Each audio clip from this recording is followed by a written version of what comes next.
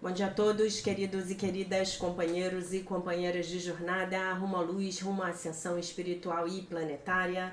Tudo bem com vocês, meus queridos, minhas queridas? Então, hoje é dia 17 de setembro de 2024, terça-feira, e já falamos diretamente aqui da cidade maravilhosa do Rio de Janeiro, né? E vamos gravar aí mais um vídeo da nossa jornada de libertação, cura e ascensão através dos ensinamentos de um curso em milagres. Hoje nós estamos na lição 260, que declara que eu me lembre de que Deus me criou e que encerra esse tema, né? Que tema é esse? O tema, o que é o pecado, que é o texto que eu vou ler agora, ok? O que é o pecado? Pecado é insanidade. É o meio pelo qual a mente é levada à loucura e busca deixar que as ilusões tomem o lugar da verdade. E estando louca, vê ilusões onde a verdade deveria estar e onde realmente está. O pecado deu olhos ao corpo, pois para aqueles que não têm pecado, o que há para contemplar? Que necessidade têm eles da visão, da audição ou do tato? O que ouviriam ou tentariam agarrar? O que perceberiam com os sentidos? Ter sensações não é conhecer. E a verdade só pode ser preenchida com o conhecimento e com nada mais. O corpo é um instrumento feito pela mente nos seus esforços para enganar a si mesma. O seu propósito é lutar. Mas a meta da luta pode mudar. E agora o corpo serve para lutar por um objetivo diferente. O que busca agora é escolhido pelo objetivo que a mente adotou para substituir a meta do auto-engano. A verdade pode ser o seu objetivo tanto quanto as mentiras. Nesse caso, os sentidos buscarão testemunhas do que é verdadeiro. O pecado é o lar de todas as ilusões que só representam coisas imaginárias, geradas por pensamentos que não são verdadeiros. São a prova de que o que não tem realidade é real. O pecado prova que o Filho de Deus é mau, que a intemporalidade tem que ter um fim, que a vida eterna tem que morrer. E o próprio Deus perdeu o Filho que ele ama, ficando apenas com a corrupção para completar a si mesmo. A vontade de Deus foi para sempre superada pela morte, o amor decapitado pelo ódio, e nunca mais haverá paz. Os sonhos de um louco são assustadores e o pecado de fato parece aterrorizar. E, no entanto, o que o pecado percebe não passa de um jogo infantil. O Filho de Deus pode brincar de tornar-se um corpo, uma presa para o mal e para a culpa, tendo apenas uma pequena vida que terminará na morte. Porém, enquanto isso, o seu Pai o ilumina e o ama com um amor eterno, que as suas pretensões não podem mudar de forma alguma. Por quanto tempo, ó Filho de Deus, ainda manterás o jogo do pecado? Não é melhor deixarmos de lado esses brinquedos de criança cheios de pontas afiadas? Em quanto tempo estarás pronto para voltar para casa? Hoje, talvez, não existe pecado. A criação não pode ser mudada. Ainda queres protelar a volta ao céu? Até quando, ó Filho Santo de Deus? Até quando? Então hoje encerramos essa parte do livro-texto que fala sobre o que é o pecado, ok? E vamos à lição 260, que eu me lembre de que Deus me criou. Lição 260, que eu me lembre de que Deus me criou. Pai, eu não fiz a mim mesmo, embora na minha loucura tenha pensado que sim. Entretanto, como teu pensamento, não deixei a minha fonte, permanecendo como parte daquele que me criou. Hoje, meu Pai, o teu filho te chama, que eu me lembre de que me criaste, que eu me lembre da minha identidade e que a minha inocência, eleve-se mais uma vez diante da visão de Cristo, através da qual quero olhar para os meus irmãos e para mim mesmo no dia de hoje. Agora a nossa fonte foi lembrada e nela, enfim, achamos a nossa verdadeira identidade. Somos santos de fato porque a nossa fonte não pode conhecer o pecado. E nós, que somos os seus filhos, somos iguais uns aos outros e iguais a Ele, o nosso Pai, né? Muito bem. Então, lição 260, que eu me lembre de que Deus me criou. Muito bem.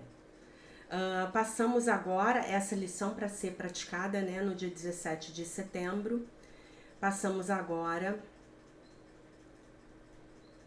a leitura do livro-texto, né? O acompanhante do livro de exercícios do Robert Perry e do Alan Watson. Então, qual é o objetivo dessa lição no meu ponto de vista, né? O objetivo é justamente nós nos lembrarmos de uma verdade que nós já aprendemos. Eu sou como Deus me criou, né? 2 vezes. Essa lição já foi repetida 2 vezes ao longo do ano. Eu sou como Deus me criou. E hoje nós temos a lição 260 que declara que eu me lembre de que Deus me criou, né? Comentário. Na racionalidade do curso, há uma conexão inquebrável e íntima entre o conhecimento da nossa verdadeira fonte, essa fonte com letra maiúscula, que é Deus Pai, eu sou como Deus me criou, e o conhecimento da nossa verdadeira identidade, identidade com I maiúscula, o meu ser real, o Cristo em mim, a minha consciência crística, o Filho de Deus, perfeito, inteiro, completo, maravilhoso, curado, íntegro, isento de pecado. Eu sou como Deus me criou. Uma vez que nós reconheçamos Deus e apenas Deus como a nossa fonte, todas as perguntas a respeito da nossa identidade desaparecem, porque nós somos o que quer que seja que Deus nos tenha criado para ser. Agora, a nossa fonte é lembrada e então nós encontramos a nossa verdadeira identidade. Se o nosso objetivo é nos lembrarmos de quem realmente somos,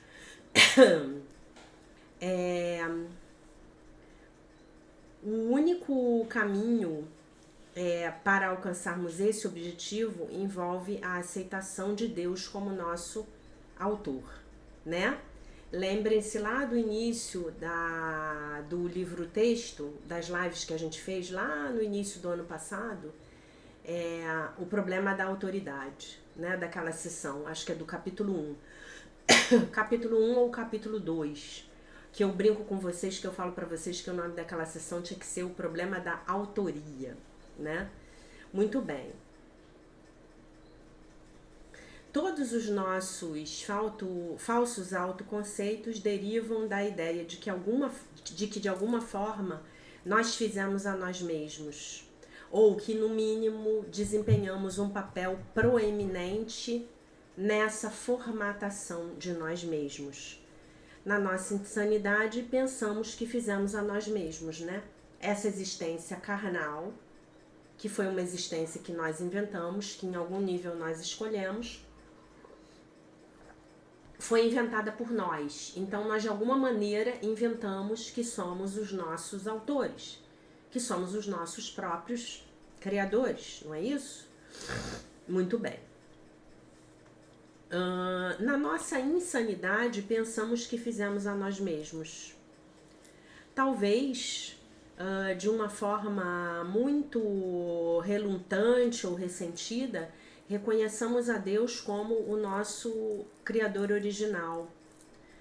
Mas todos nós acreditamos que, uma vez no tempo, tivemos um papel, somos o fator primário ao darmos forma às nossas próprias vidas e ao nosso próprio destino. Nós então, para acreditamos nisso se nós acreditamos no pecado, né? Isso aqui é muito interessante, né? Nós devemos, eu traduzi errado. Nós devemos acreditar nisso se nós então acreditamos no pecado. Deus criaria o pecado? Se Deus não criou o pecado e o pecado existe, quem fez o pecado? Então, independentemente de se nós admitimos isso conscientemente ou não, nós acreditamos que nós fizemos a nós mesmos.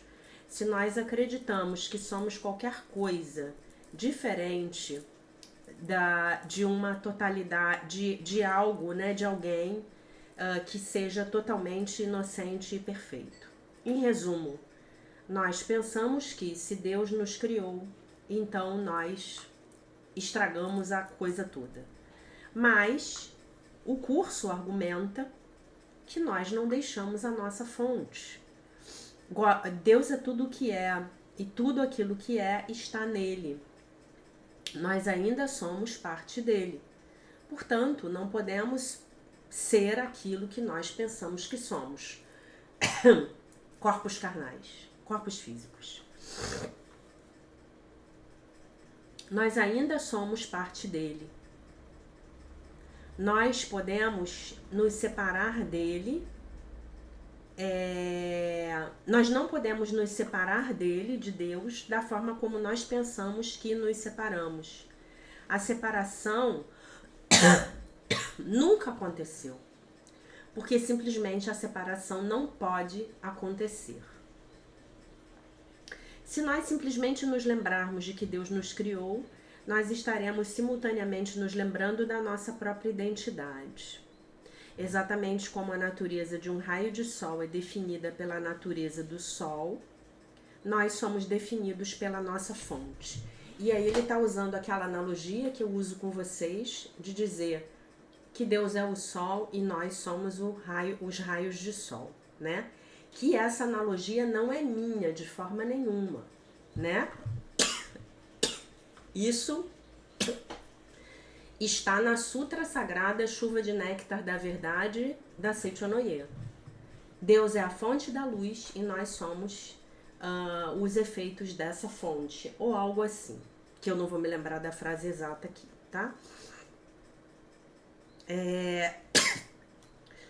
Muito bem. E é isso o que a visão crística nos mostra quando olhamos para os nossos irmãos e para nós mesmos.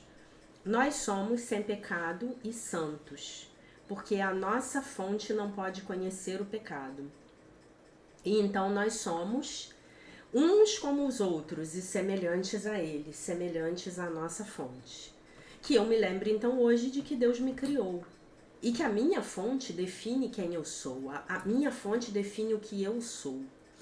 Eu não sou definido pelo meu passado, eu não sou definido pela minha criação, ou não sou definido pelas minhas palavras não gentis ou pelos meus atos não gentis.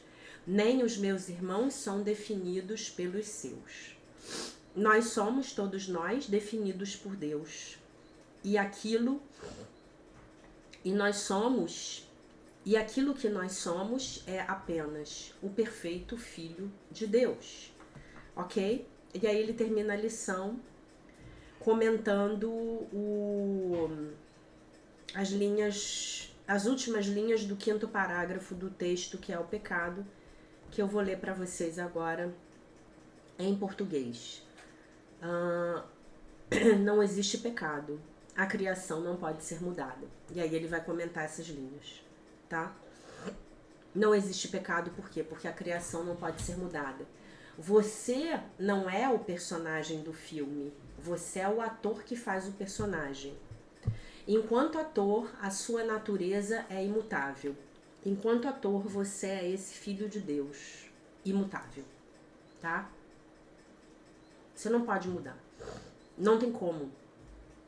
Nem que você quisesse. É isso que o curso insiste em nos explicar. No livro texto, no livro de exercícios, no manual dos professores. É isso que Jesus repete incessantemente em Um Curso em Milagres, né? Não há pecado, a criação não pode ser modificada.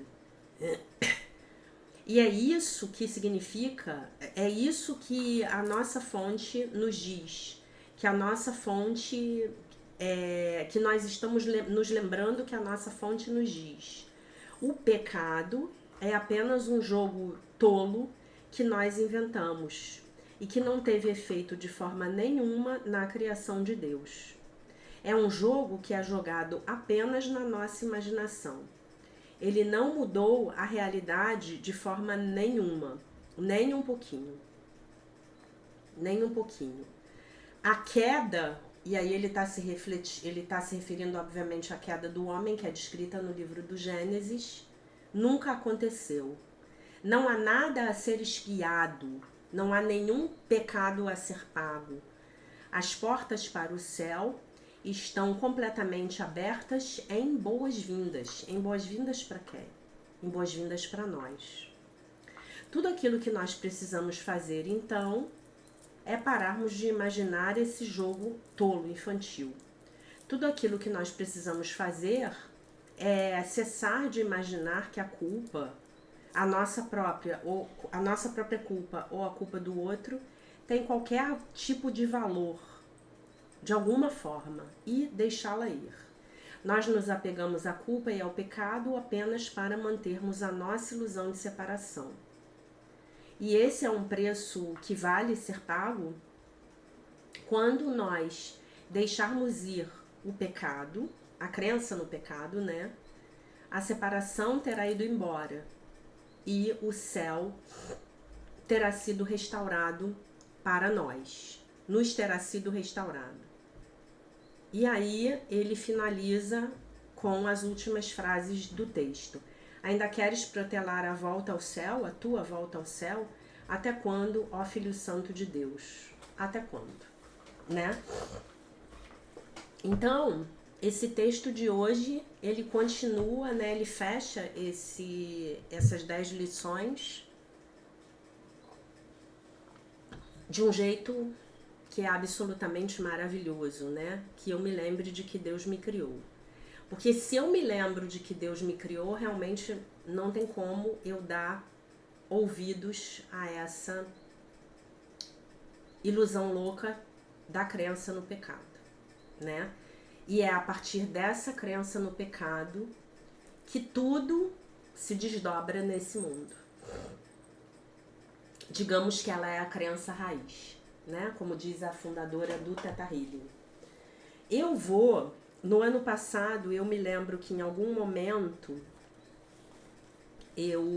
quando a gente estava lendo esse texto, eu li a seção do pecado da Sutra Sagrada Chuva de Néctar da Verdade, tá?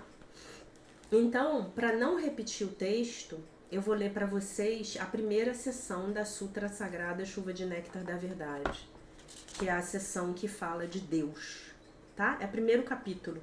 Então eu vou ler para vocês. Eu acho que vai ser uma boa maneira de nós encerrarmos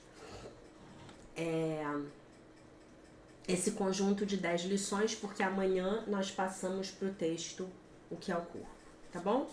Então, Sutra Sagrada, Chuva de Néctar da Verdade. Deus. Um dia o anjo vindo a Seichonoye recita: o Deus da criação transcende os 5 sentidos e também o 6º sentido. Sagrado, supremo, infinito, mente que permeia o universo, vida que permeia o universo, lei que permeia o universo, verdade, luz, sabedoria, amor absoluto, isto é a grande vida. E aí ele bota a grande vida com letras maiúsculas. Sendo esta a natureza verdadeira de Deus absoluto, quando Deus se revela, realizou-se o bem, a justiça, a misericórdia. Por si se instala a harmonia, ajusta-se cada um em seu respectivo lugar, e não há dissensões, não há quem lese o próximo, não há quem adoeça, não há quem sofra, não há quem seja miserável. Deus é o todo de tudo, sendo Deus o todo e o absoluto, nada há além de Deus. Deus cobre toda a realidade de tudo aquilo que há. Nada há que não tenha sido criado por Deus. Deus, ao criar todas as coisas, não usa barro, não usa madeira, não usa martelo, não usa cinzel, não usa ferramentas nem matéria-prima de espécie alguma. Cria unicamente com a mente. A mente é o criador de tudo. A mente é a substância que preenche o universo. A mente é Deus onipotente e onipresente. Quando a mente deste Deus onipresente, deste Deus onipotente, deste Deus perfeito entra em vibração e se torna palavra. Desenvolve-se todo o fenômeno e todas as coisas passam a ser. Todas as coisas são mente de Deus. Tudo é palavra de Deus. Tudo é espírito, tudo é mente. Nada há que seja feito pela matéria. A matéria é apenas a sombra da mente. Ver a sombra e considerá-la realidade é ilusão. Cuidai para que não vos apegueis à ilusão. A realidade é eterna e por isso não perece. A ilusão é efêmera e em breve se desfaz. A realidade, porque é livre, não conhece sofrimentos. A ilusão, porque é uma forma de apego, é farta de dores. A realidade é verdade, a ilusão é falsidade. A realidade transcende os 5 sentidos e transcende inclusive o 6º sentido e não se projeta a percepção do homem.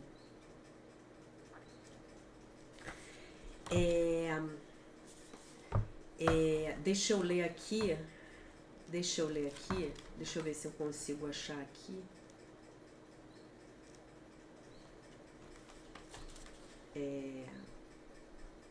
Aqui, achei.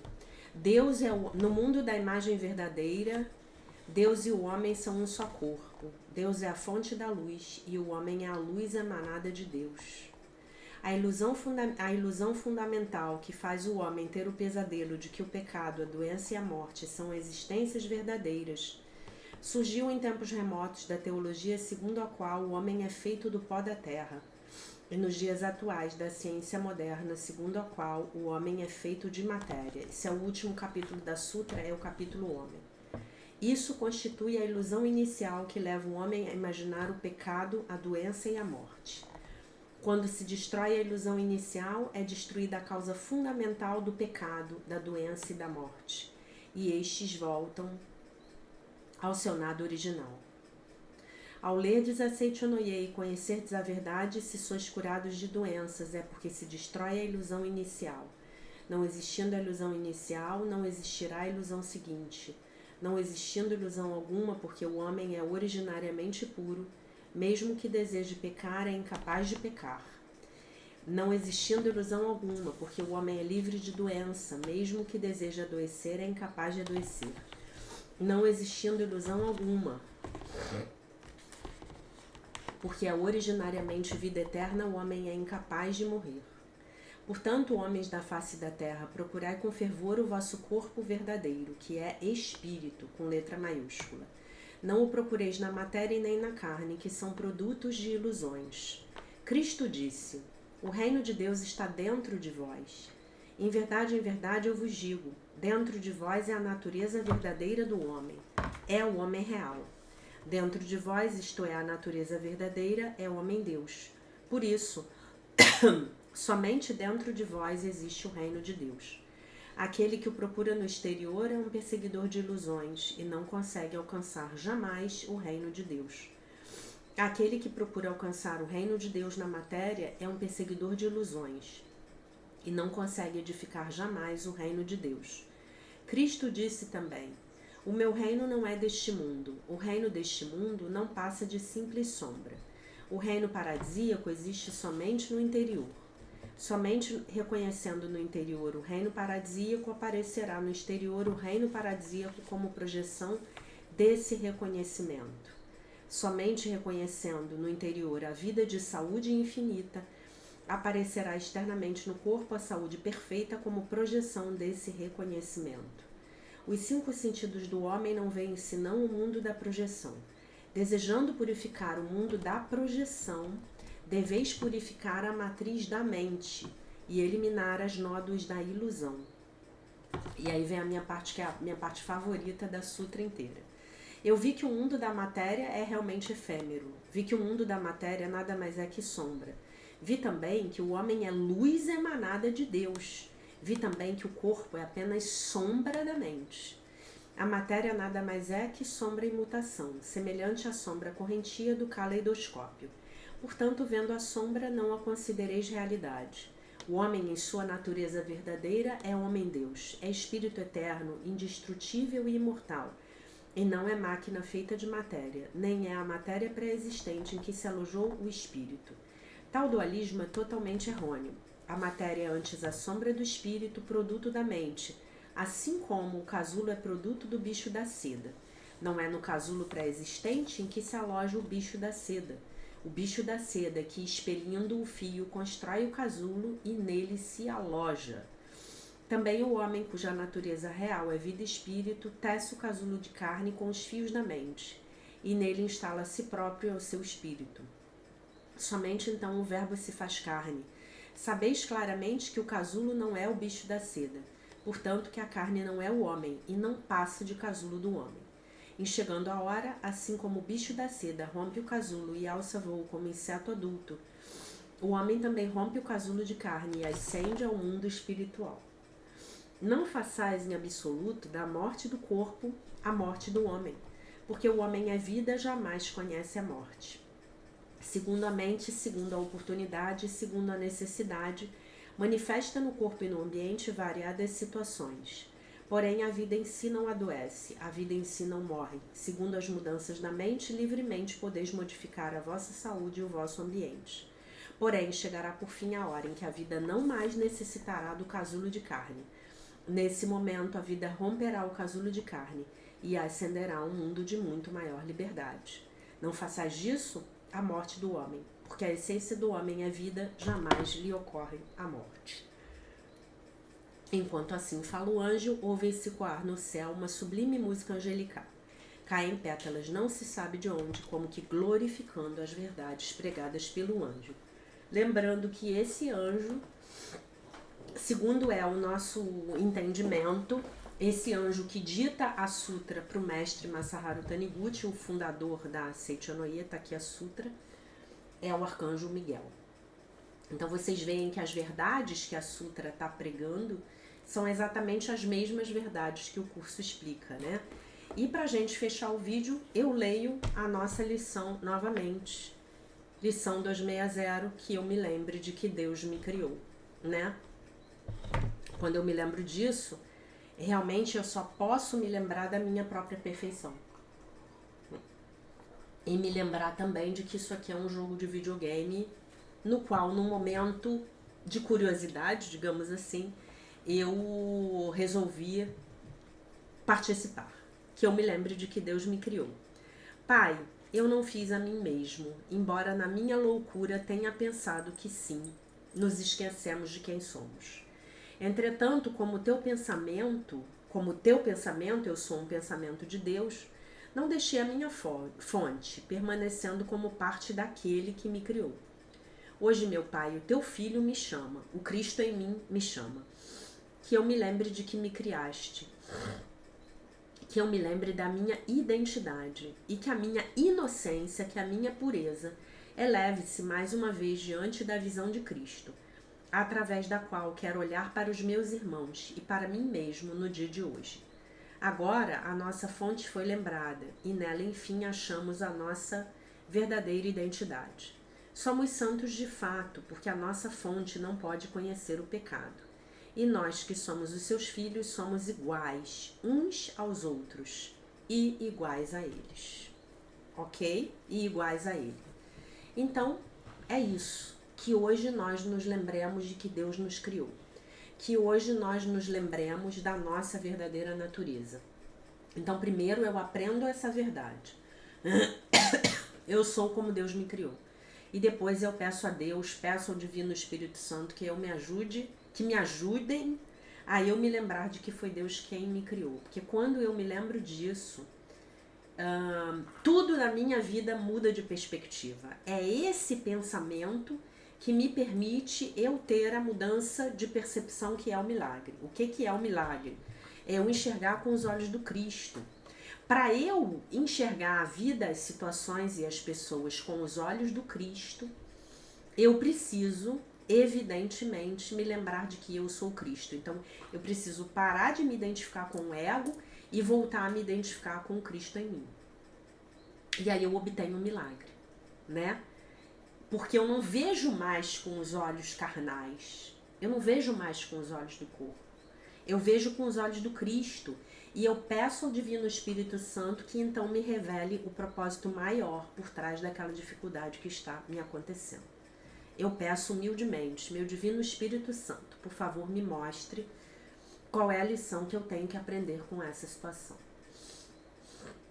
Qual é a virtude que essa situação está me pedindo para eu desenvolver. Tá bom, meus amores? Então, que vocês hoje se lembrem de que Deus os criou e também a todos os nossos irmãos. Tá bom? Essa era a mensagem que eu tinha para vocês para o dia de hoje. Eu deixo vocês com a paz de nosso Senhor Jesus Cristo. Com um beijo imenso. E se Deus quiser, nós nos vemos novamente amanhã.